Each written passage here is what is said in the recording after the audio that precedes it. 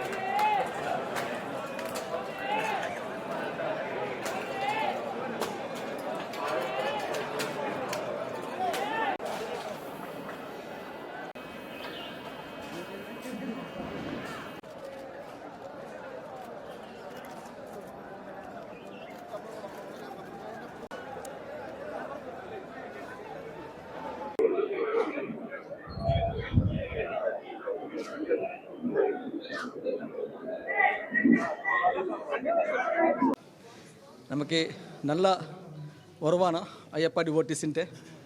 എല്ലാ ദിവസവും 80,000 മുകളിലുള്ള ആളുകളാണ് വരുന്നത്.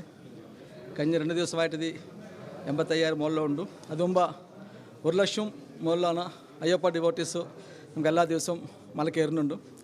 അവരുടെ സുരക്ഷ ഉറപ്പാക്കാൻ വേണ്ടിയും അവർക്ക് ദർശനത്തിന് ഫെസിലിറ്റേറ്റ് ചെയ്യാൻ വേണ്ടിയും പോലീസും എല്ലാം നല്ലപോലെ വിന്യാസിപ്പിച്ചിട്ടുണ്ടായിരുന്നു. ഞങ്ങൾ ഒരു 3000 പോലീസ് ഇവിടെ മുകളിലുള്ള പോലീസിനെ നിലയ്ക്കലും പമ്പയും പിന്നെ സന്നിധാനത്തിലും വിന്യസിച്ചിട്ടുണ്ട്. ഓരോരോ സ്ഥലത്തിലും പിലിഗ്രിംസിന് ബുദ്ധിമുട്ടില്ലാത്ത രീതിയിൽ അവർക്ക് പറഞ്ഞ് മനസ്സിലാക്കി കൊടുത്തിട്ട് നമുക്ക് അവരുടെ ബ്ലോക്ക് ഇല്ലാതെ കൊണ്ടുപോകാൻ സാധിച്ചിട്ട് ഇപ്പോൾ വരെ ഭഗവാന്റെ അനുഗ്രഹം കൊണ്ടാണ്.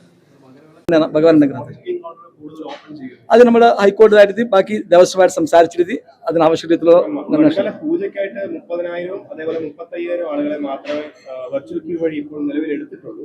അപ്പൊ അത് കമ്പാരിറ്റീവ്ലി കുറവല്ലേ? ഇപ്പം സ്പോട്ട് ബുക്കിംഗ് 70,000 ഒക്കെയാണ് ഇപ്പോൾ ഡെയിലി നടന്നുകൊണ്ടിരിക്കുന്നത്. പക്ഷെ അതേ സമയത്ത് മണ്ഡല പൂജയ്ക്ക് 30,000 35,000 പേർക്ക് പ്രവേശനമുള്ളൂ. അത് തീരെ കുറവല്ലേ?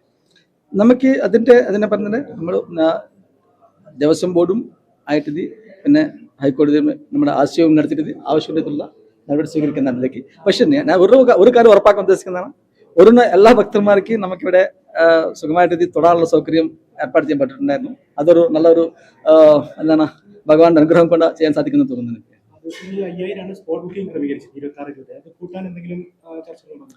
അതിന് ഞങ്ങൾ അവരുമായിട്ട് ആശയം നടത്തിയതിനു ശേഷം ചെയ്യാൻ ഉദ്ദേശിക്കുന്നതാണ്. പക്ഷെ ഇന്ന് വരുന്ന എല്ലാ ഭക്തന്മാർക്കും നല്ലപോലെ ഒരു ദർശനം കൊടുക്കാൻ സാധിക്കുന്നതാണ്.